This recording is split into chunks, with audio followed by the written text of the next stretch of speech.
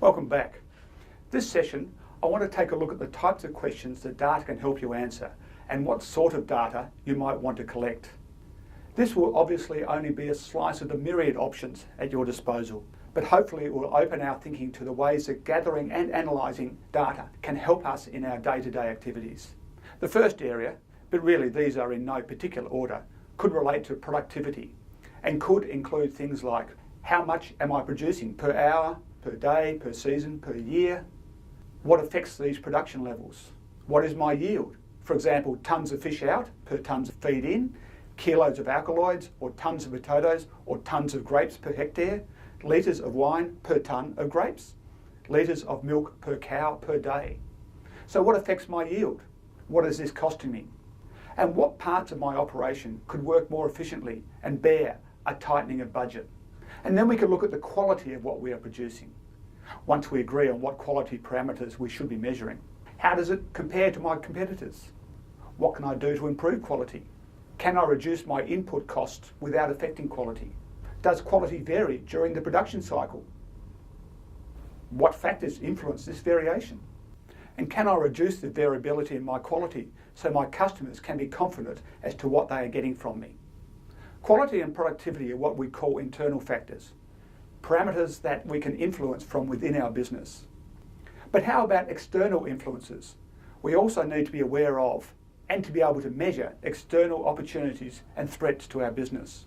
What do I mean by this? Well, things like market trends, climate trends, competitor trends. It's not data that you generally generate yourself, but it does exist, it can be accessed, and it can be useful. So let's give some thought to the sort of data we could generate or gather. And to help us here, we can go back to the different types of data that we might want. And in this instance, I can see that considering whether data is generated internally or externally will help, as will consideration as to whether the data we want is quantitative or qualitative. Let's work through the various combinations of these and see what we can find. We'll start with internal data. This is data you gather or generate within your business and is often used to help gain insight to what is happening with regards to things that you have some hope of controlling, to a greater or lesser extent.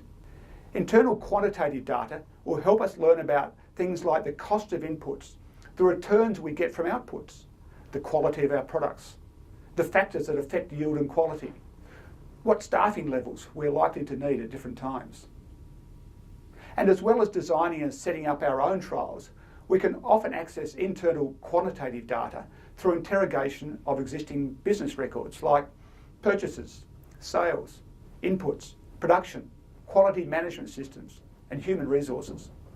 On the other hand, internal qualitative data will help us learn, for example, about how staff are feeling about the workplace and opportunities for system improvements, how customers feel about your products, or how the local community feels about your current operations and plans.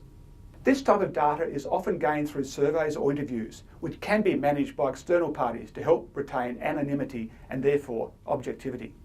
We touched on external data earlier. This is data that others gather and make available for our use, sometimes free, sometimes at a cost, and is often used to help identify and quantify external opportunities and threats to our businesses. External quantitative data will allow us to increase our knowledge about such things as weather and climate. External quantitative data will allow us to increase our knowledge about such things as weather and climate, input and output markets, and market demographics.